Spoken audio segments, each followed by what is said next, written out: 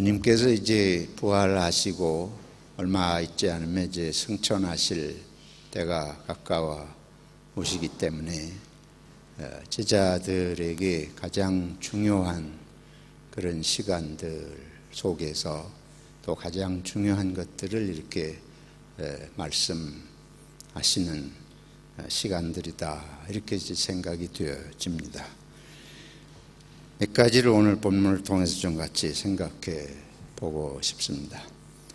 첫째는 부활하신 주님이 제자들에게 나타나셨을 때에 제자들이 믿을 수 없었다 하는 걸 오늘 성경이 강조하고 있습니다.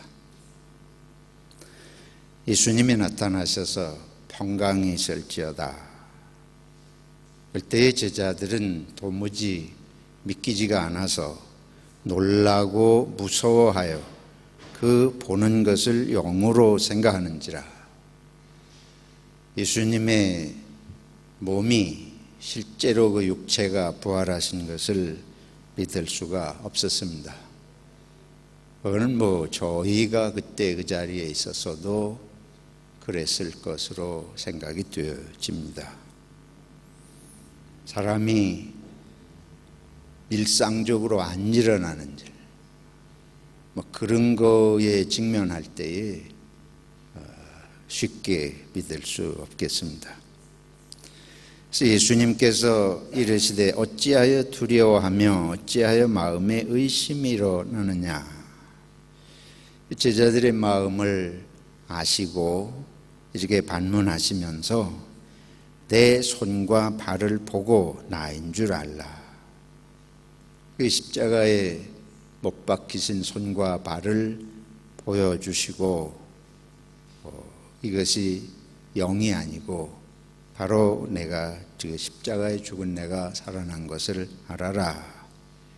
그러시면서 또 나를 만져보라고까지 하시고 영은 살과 뼈가 없으되 너희 보는 바와 같이 나는 있느니라. 그때 그 제자들이 그들이 너무 기쁨으로 아직도 믿지 못하고, 말이 좀 상반되잖아요. 너무 기쁜데 아직도 믿지는 못한다. 그래서 놀랍게 여길 때에 아직도 제자들이 예수님이 정말 살아난 것에 대해서 놀랐다가 의심도 들었다가 이렇게 손과 발까지 보이시는 걸 보니까 이게 또 정신이 어리둥절하고 사실은 사실인 것 같은데 어떻게 해야 될는지 그런 상황이에요. 그래서 예수님께서 다시 한번 믿지 못하고 놀랍게 여길 때에 이르시되 여기 무슨 먹을 것이 있느냐. 그리고 물어요. 그러니까 구운 생선 한 토막을 드리니 받으사 그 앞에서 잡수시더라. 그게 시장하셔서 그러신 건 아닌 것 같죠. 직접 구운 생선을 먹는 모습을 제자들이 보면 그게 영이 아니고 살아나신 예수님이다 하는 걸 이제 확신할 것으로 생각하셔서 이렇게 하셨다고 보겠습니다. 근데 이 짧은 내용이지만은 제자들이 얼마나 마음에 믿기가 힘들었는지, 또 예수님께서 아시고 어떻게 그들의 의심을 풀어주시고자 하셨는지를 잘 볼 수 있습니다.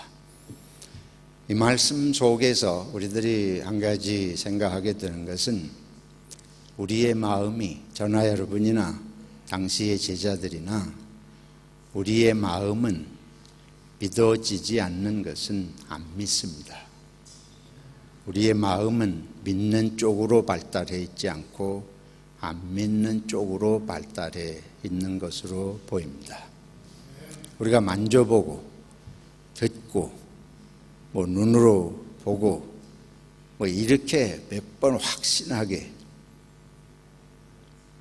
그런 우리의 마음에 그런 확신이 있기 전에는 믿어지지 않는 일이 발생할 때는 보여도 들려도 잘 믿어지지 않아요. 그래서 우리의 이 살아가면서 뭐 눈에 늘 보는 일, 늘 듣는 소리, 그런 거는 이제 익숙하니까 그걸 뭐 따로 믿을 게 없이 그냥 즉각적으로 감각적으로 감지가 되겠는데, 안 보던 일, 안 듣던 일, 만져본 적이 없는 일, 새로운 일, 더구나 여기 보이지도 않는 일, 하나님의 영적인 세계의 일, 뭐 역사상에 잘 없던 일, 이런 것에 대해서는 우리가 쉽게 믿게 되지 않는다는 거예요. 그러니까 신앙생활이 쉬울 리가 없습니다. 안 믿는 걸 우리가 만지고 듣고 볼 수 없는 세계를 자꾸 얘기를 하는데, 그게 그렇게 쉽게 믿어질 수가 있어요? 신앙생활이 저절로 쉽게 될 수가 어떻게 있겠어요? 여기 아주 중요한 우리들의 마음을 보여주는 중요한 내용이 여기 들어 있습니다. 이 불신앙의 세계에 가서 우리들이 복음을 전하거나 진리를 전하거나 뭐 영적인 세계를 얘기할 때에 안 받아들여지고 안 믿는 것이 당연하다. 당연한 거예요. 예수님께서 니고데모를 만나셔서 성령으로 거듭나지 아니하면 하나님의 나라를 볼 수 없다. 이 영적인 세계를 그때 니고데모가 뭐라 그래요? 내가 어떻게 두 번 날 수 있습니까? 거듭나야 된다 그러니까 그 어머니 모태에 다시 들어가서 나야 됩니까? 그러니까 예수님께서 이제 그런 말씀을 하셨는데, 여러분과 제가 신앙인이 된 것은 기적인 줄로 믿습니다. 예수님이 기적적으로 살아나셔서 눈앞에 보여도 이렇게 믿기 힘든 거예요. 이 제자들은 예수님을 3년 동안 다 따라 다녔습니다. 말씀을 배웠습니다. 예수님이 하시는 수많은 기적을 눈으로 보았습니다. 그래도 여전히 예수님이 부활하신 것은 믿기가 어려워요. 기적이라고 하는 것은 한 번 체험해서 그것이 평생 효과 있는 것이 아니에요. 우리는 끊임없이 내가 이미 확실히 알고 있다고 생각하는 것, 내가 분명하다고 생각하는 것 외에는 끊임없이 의심하는 원리가 이 머릿속에 작동을 해요. 왜 그렇게 했어요? 의심하지 않고 믿었다가 속는 일이 많거든. 속는 일이 없어도 자기 보호 본능 때문에 무조건 의심하고 봐요. 이게 모든 우리들의 마음 속에 작동하는 원리 아닙니까? 그래서 성경은 하나님의 보이지 않는 세계를 우리들에게 가르치시는데, 그걸 쉽게 믿을 리가 없으니까 성경은 역사 얘기를 하는 거예요. 성경은 삶의 이야기를 해요. 어떤 사람들이 성경 얘기만 하지 왜 딴 얘기를 하냐? 딴 얘기를 하면 믿어요, 여러분. 자기 모순된 얘기를 하거든. 눈에 보이는 얘기를 해도 잘 안 믿는데, 성경 얘기만 해야 된다. 성경이 삶의 이야기예요. 이스라엘 사람들이 역사 속에 일어난 삶의 이야기, 초대교회 예수님하고 제자들 사이에 실제로 일어난 이야기, 그런 얘기를 하면 비슷하게 우리가 이해가 되고 받아들이려고 하지 않아요. 그래서 우리는 내가 무슨 말 하는지도 모르고 성경 얘기만 하지. 여러분, 성경이라는 게 지금 말씀드린 대로 삶의 이야기예요. 예수님이 뭐가 되셨습니까? 사람이 되셨잖아요. 뭐 때문에 사람이 되셨겠어요? 예수님께서 하늘에서 하나님의 나라는 이렇다, 무슨 천둥 치듯이 말만 하신다고 우리가 믿겠습니까? 들릴 때는 믿는 것 같지만 며칠 지나가면 또 딴소리 합니다. 사랑하는 성도 여러분, 믿음은 쉬운 것이 아닙니다. 당연히 믿을 수 있는 것처럼, 내가 믿음이 좋은 것처럼 착각을 해서는 안 돼요. 믿음은 하나님이 주신 은혜고 기적이고 선물이다. 그래서 제자들은 뭐 그렇게 보고도 믿을 수 없었는데, 그 믿음이, 날마다 예수님께서 믿음이 적은 자들아, 그 말 들어도 여전히 믿음 생기는 게 쉽지를 않습니다. 우리가 기도해야 할 줄로 믿습니다. 다른 사람이 믿음 없어 보이면 믿음 없는 것 같다고 할 것이 아니고 기도해야 할 줄로 믿습니다. 또 나도 믿음 있는 것 같지만 착각입니다. 어려운 일 당해보세요. 믿음이 어디 있습니까? 사람만 보이고 원망할 사람 보이고 욕할 사람 보이고, 나중에는 누가 원망스러워요? 하나님이 원망스럽고. 매일매일 우리 기도할 것은, 하나님 믿음을 주시옵소서. 내 믿음이 약해지지 않도록 붙들어 주시옵소서. 처음에 우리가 예수님을 믿고 영접하고 감격했을 때 얼마나 우리들이 하나님 앞에 콧물 흘리며 회개하고 찬송을 부르는 것이 뭐 정말 너무 감격스럽게 찬송하고, 그게 몇 년을 갔습니까? 모르면 몰라도 저를 비롯해서 여러분의 믿음은 다 지금 땅에 떨어졌다고 생각하는 게 좋습니다. 그래서 내 믿음이 하나님의 은혜의 선물인데, 시간이 가면서 이게 눈에 보이는 것만 자꾸 생각해. 그때에 처음 믿고 회개할 때는 하늘이 다 열린 것 같았는데, 지금은 눈만 뜨면 다른 교인만 보여요. 나 욕하는 사람만 보여요. 내가 짓밟고 올라갈 일들만 생각해요. 신앙인이라고 안 그렇습니까? 똑같습니다. 이게 바로 우리들이 뭐가 없는 탓이에요. 믿음이 없잖아요. 그렇게 쉽게 믿어지질 않아요.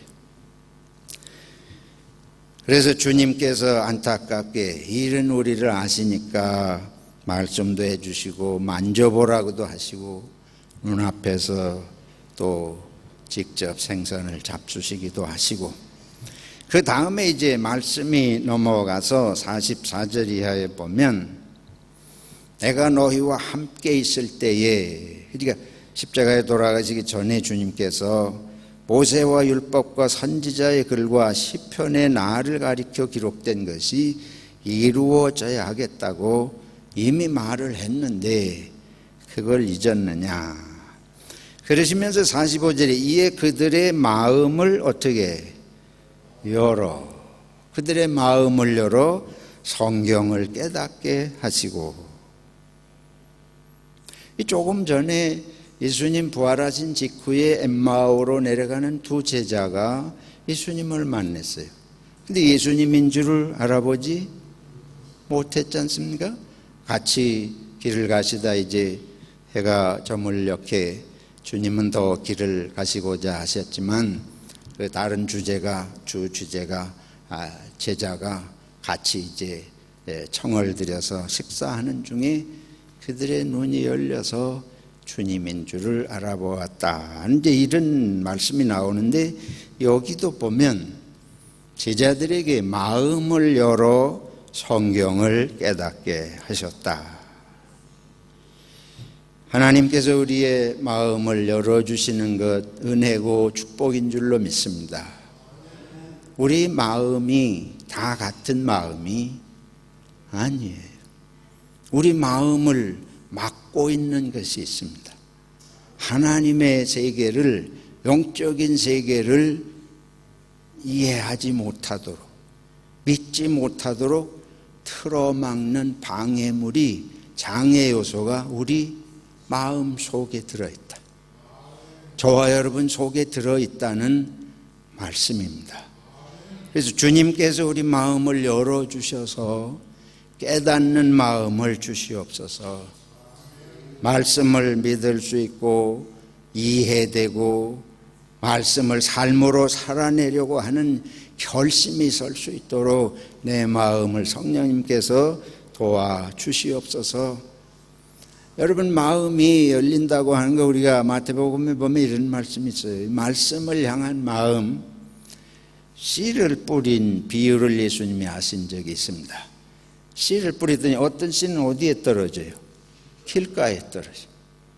이게는 뭐 사람들이 늘 밟고 다니면서 겉표면부터 이미 딱딱해져 가지고 말씀이 뿌리를 내릴 수 없으니까 사탄이 와서 그 마음에 있는 것을 빼앗아 버린다.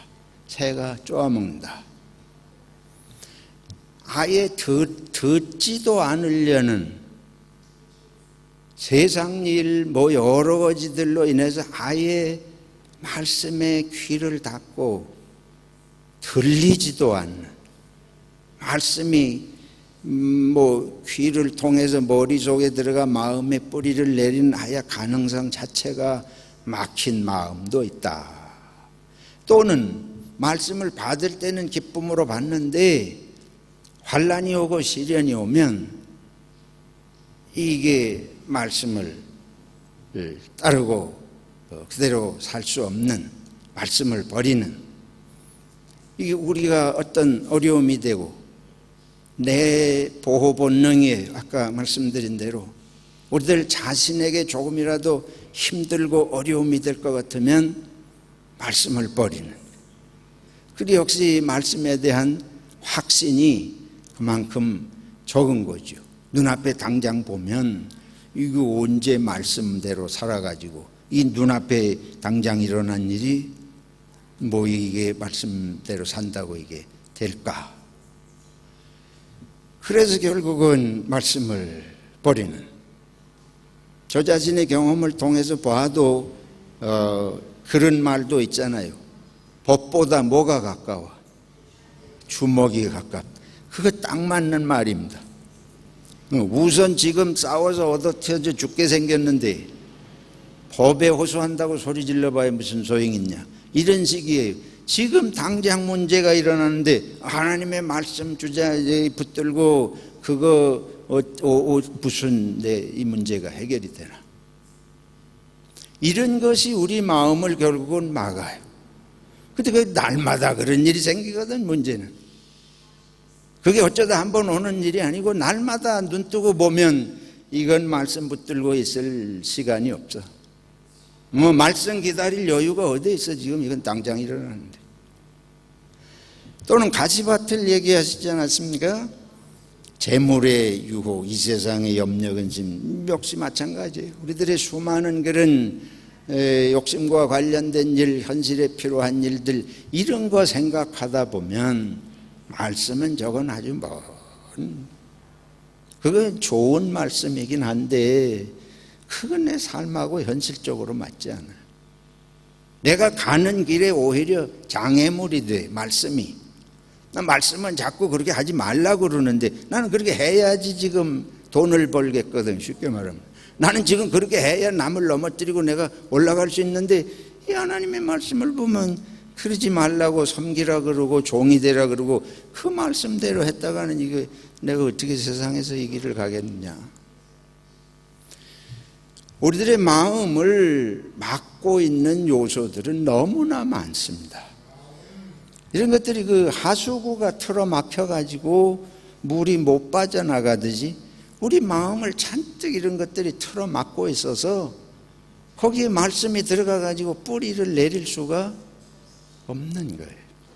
결국은 한마디로 얘기하면 내 자아가 너무 강해.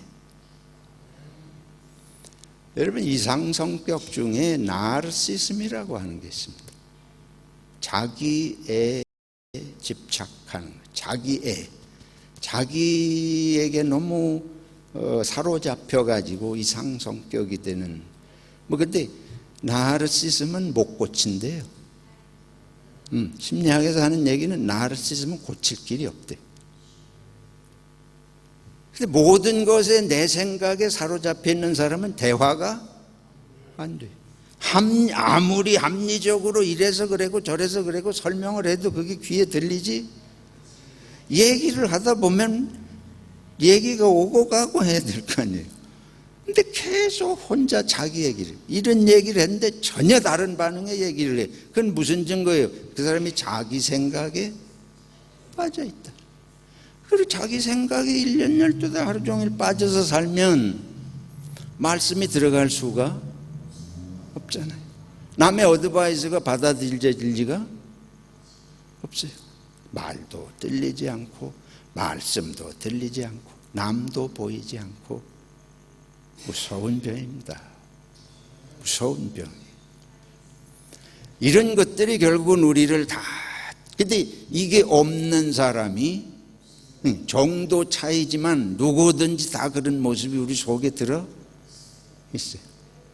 하나님의 말씀은 우리를 강력하게 우리 말씀에 우리 속에 있는 이런 것들을 헤집어서 이런 것들이 빠져나가야 우리가 말씀이 들리고 말씀이 깨달아지고 은혜가 되는 줄로 믿습니다. 그래서 은혜 받는 것은 고통의 과정을 거치지 않고 쉽게 되지 않습니다. 아픔이 있습니다. 근데 그거 아프다 그래서 외면하면, 제가 아는 분 한 분은 병원에 안 가. 여러분 가서 병이 드러날까봐 무서워가지고 안 간대. 우리 속에 사실 은근히 그런 거 있지 않습니까? 주님께서 마음을 열어주시는 것이 은혜요 축복인 줄로 믿습니다. 또 이르시되 이같이 그리스도가 고난을 받고 제3일에 죽은 자 가운데서 살아날 것과, 그 다음에 47절에 이런 말씀하세요. 또 그의 이름으로, 그 그리스도의 이름으로 죄사함을 받게 하는 회개가 예루살렘에서 시작하여 모든 족속에게 전파될 것이 기록되었으니, 주님께서 고난을 받으시고 고난 받으시고 십자가에 죽으시기까지 하시는 이유가 뭐예요? 목적이 무엇입니까? 우리 너무나 잘 알잖아요. 주님께서는 우리의 죄를 사하시기 위해서 우리의 죄를 대신 담당하시고 십자가를 지셨습니다. 그래서 이 그리스도의 고난으로 말미암아, 그리고 그가 죽은 자 가운데서 다시 살아나심으로 말미암아서 이제 그의 이름으로, 그 주님이 우리를 대신해서 그렇게 십자가를 지시고 우리를 위해 희생제물이 되셨으니까 그 그리스도 예수의 이름으로 죄사함을 받게 하는 회개, 이 죄사함을 받게 하는 이거로 끝나면 좋겠는데, 예수님이 십자가에서 다 우리 죄를 짊어지시고 죽으셨으니까 이제는 모든 사람은 다 자동적으로 다 죄사함을 받았구나. 그러면 좋겠어요. 근데 여기 이제 참 마음이 좀 불편한 거는 한 가지가 붙어 있는 건, 죄사함을 받게 하는 무엇이? 회개란 말이 붙어 있어요. 이런 말이 붙어 나오면 좀 기분이 안 좋아요. 이 말만 좀 없으면 좋을 텐데. 왜냐하면 나는 회개하기 싫습니다. 회개하는 것보다 이게 마음이 불편한 게 없어요. 누가 나보고 잘못했다 이러면 그 소리가, 여러분 10년 20년을 같이 산 부부끼리도 그거 난리 납니다. 그것 때문에 만날 싸우는 거 아니에요. 그렇잖아요. 칭찬을 하면 뭐도 춤춘다.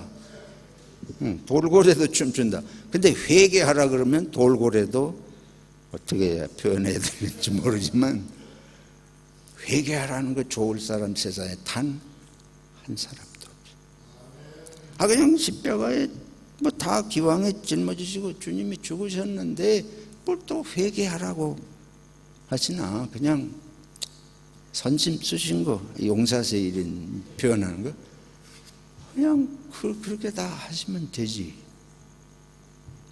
근데 이걸 우리가 묵상하면서 깊이 생각해 볼 필요가 있습니다. 주님께서 하실 일은 우리의 구원에 필요한 모든 것을 주님이 다 하셨습니다. 그래서 주님이 십자가에서 다 이루었다. 주님 다 이루셨어요. 남은 것 근데 한 가지는 그걸 믿고 내 죄를 십자가에 지시고 죽으셨으니까 문제는 뿌리는 죄잖아요. 그러니까 이제 두 가지 반응을 볼 수 있어요. 십자가에서 죄를 지고 다 죽으셨으니까 이제 나는 뭐 무슨 짓을 해도 상관이 없다. 그렇게 생각할 건지, 무슨 짓을 해도 예수님 십자가 지셨으니까 옛날의 죄나 앞으로의 죄나 뭐든지 뭐 다 하실 테니까, 다 용서하실 테니까 내가 마음 놓고 하고 싶은 대로 살아도 되지 않나, 그렇게 해석을 할 수도, 우리는 그렇게 해석하고 싶어요 사실은. 근데 문제는 그렇게 우리가 마음 놓고 살면 그것 때문에, 예를 들면 그것 때문에 내 가족이 고통당해, 이웃이 고통당해, 내가 내 맘대로 사는 것 때문에 얼마나 많은 사람이 고통을 받는지 알 수 없어요. 예. 나는 모르는데 나 때문에 수많은 사람들이 고통을 받지 않습니까? 그래서 예수 믿고 죄사함을 받았다고 하는 걸 구실로 해서 또 내 마음대로 산다 그러면 예수님은 이제 남을 더 고통스러운 거를 마음 놓고 죄를 지고, 죄라는 거 뭐 딴 거예요. 다른 사람 고통스럽게 하는 건데, 마음 놓고 세상을 고통스럽게 주변 사람들을 괴롭히면서 사는 걸 정당화해 주기 위해 십자가 지신 꼴이 되지 않습니까? 그렇습니까? 그렇기 위해서 십자가를 지셨습니까? 우리가 우리 자신이 어떻게 옳고 바르게 되고 인격이 수양이 돼서 구원받을 길은 전혀 없습니다. 그건 분명한 거예요. 그러나 죄의 용서가 아무렇게나 살아도 되는 걸 정당화하는 이유로 쓰여져서는 안 돼. 그건 은혜를 모르는 거 아니에요. 은혜를 헛되이 받는 거 아닙니까? 은혜를 받았으면, 은혜가 은혜인 줄로 알면, 보세요. 집을 나간 탕자가 돌아와가지고는 집에 돌아오면서 뭐라 그래요? 아버지 앞에 나는 아들이라고 할 염치가 없습니다. 염치가 있어야 될 거 아니에요. 우리 그리스도인이 염치 없으라고 예수님 십자가를 지신 건 아니지 않습니까? 그런데 염치 없는 그리스도인이 참 많아요.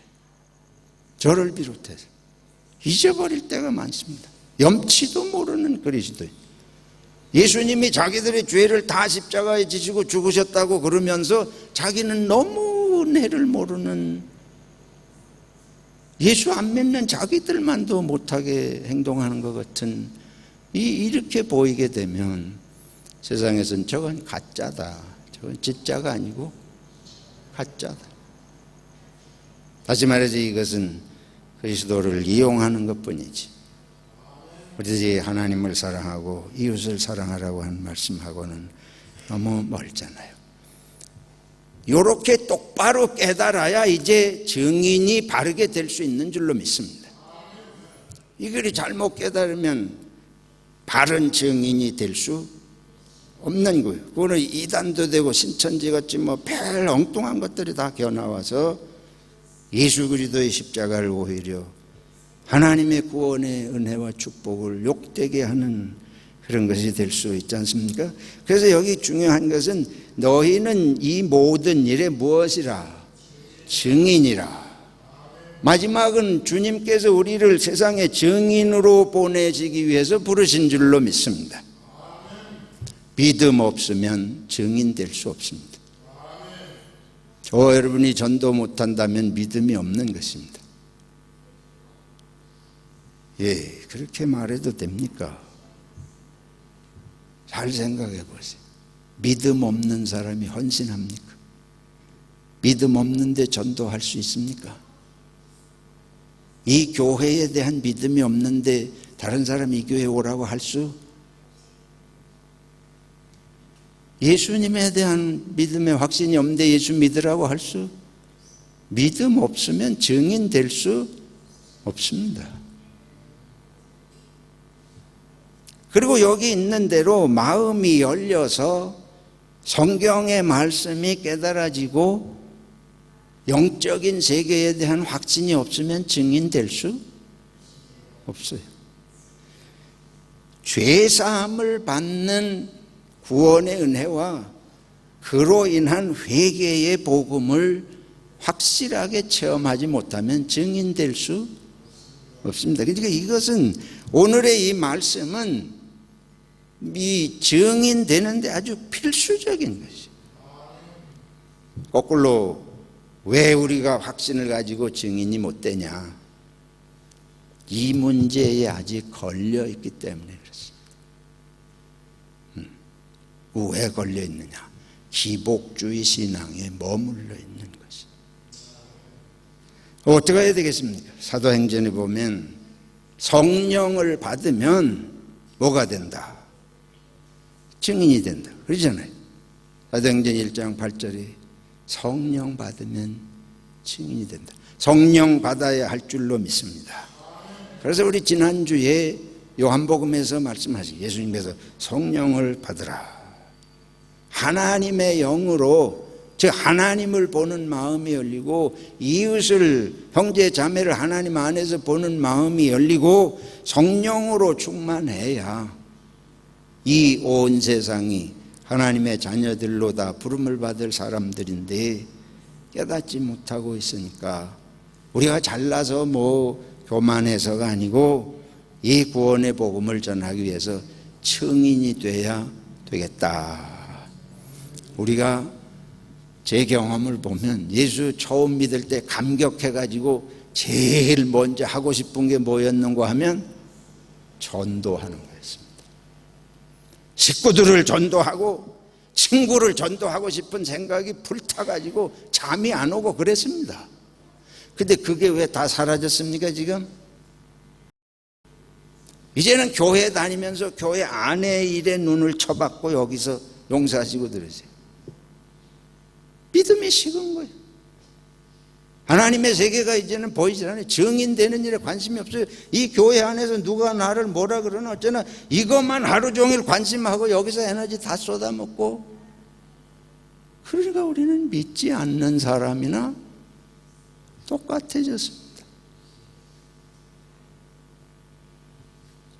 증인이 되기 위해서 다시 기도하고 다시 성령의 충만함을 구해야 할 줄로 믿습니다. 눈을 밖으로 돌려야 됩니다.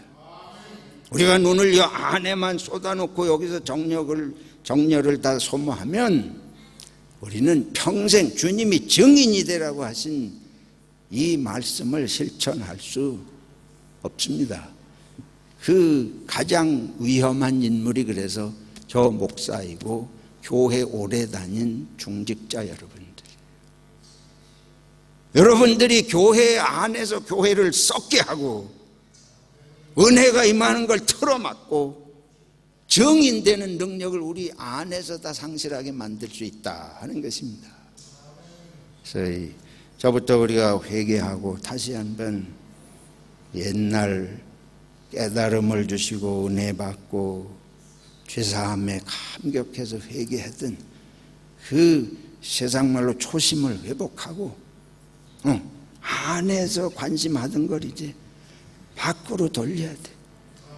증인되려는 관심을 가지고 해야 살아있는 신앙인이 될 줄로 믿습니다. 그래서 이 목사고 신학자고 이런 사람 다 위험해요. 저도 그런 사람인데 아주 위험해요. 이 은혜 다 까먹고 몰라서가 아니고, 지식이 부족해서가 아니고 몰라서가 아니고, 이 세상을 향해서 그리스도께서 십자가를 지시고 이루시고자 하는 이거 다 상실하고 이제 안에서 이거 우리가 어떻게 해야 안전한가, 어떻게 해야 뭐가 내 자리가 보장이 되나. 주님 우리를 불쌍히 여기시고 새롭게 하여 주시옵소서. 기도하겠습니다. 자비로우신 하나님, 주님 앞에 너무 부끄러운 모습을 고백합니다. 우리를 새롭게 하여 주시옵소서. 성령으로 충만케 하여 주시옵소서. 마음을 열어주시고 믿음을 충만하게 채워 주시옵소서. 세상을 나가 증인될 수 있도록 담대한 믿음을 축복해 주시옵소서.